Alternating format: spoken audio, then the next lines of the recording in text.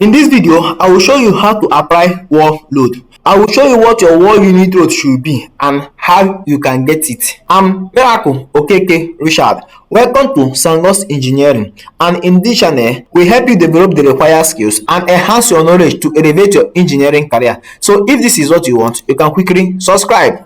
This is the structure we'll be working with. If you want to learn how we carry out the structural framing, modeling, analysis, design, even the detailing of this reinforced concrete structure, the link to those videos will be in this video description. But in this video, it is all about adding wall load, and I will show you what your wall unit load should be. So I'll first of all come to my story. I'll come to my story plan. So this is my story plan. I'll like to turn on my axis and also turn on my ghost axis. These are the two things I would like to turn on. I will come click on this beam. I'll click on this beam, then right click. Once I right click, I'll click on edit load.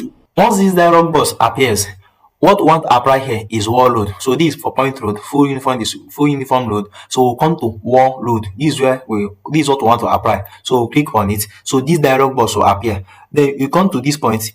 And choose user define. Yes, so user define. Then if you want to put in windows and the rest, you put it. But me, I don't like putting windows and the rest because I want to design as what condition. So I don't normally like putting windows and the rest. So if you want to apply wall unit weight, so okay, so this is it now. This is wall unit weight. So wall unit weight, your wall unit weight. For wall unit weight, okay, for wall unit weight, we'll be having that. Okay, let me explain wall unit weight for you. So for 225 by 225, sorry, for 225 block wall, its wall unit weight is 2.87. That's the wall unit weight of a 225 block wall, 2.87. But you know that after placing your block wall, we will do plastering.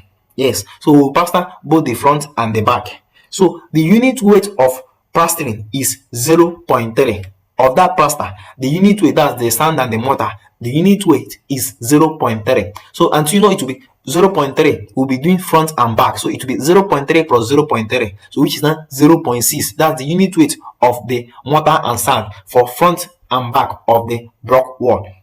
So let's now sum everything up now. So we'll get the unit weight of the block wall we'll be using. So in summing it up, we'll be having that the unit weight of block is 2.87. That's 225 by 225 block wall. That's 9 inches block wall. Its unit weight is 2.57. Then the unit weight of plaster, that is the sand and the mortar, is 0.3. We'll be having front and back, which is now 0.3 plus 0.3. We'll be having 0.6. Then 0.6 plus 2.87, you can press to your calculator, you now be having 30.47. 0.6 plus 2.87, we're having 30.47. So we'll come here and input our unit weight to be 30.47. So this is our unit weight. So at this point now, they are asking us what is the height of our block wall.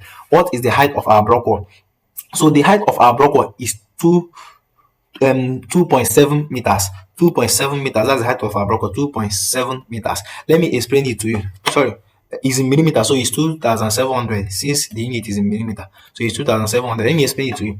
You know that if you check our architectural plan, the height of story 1 is 3 meters.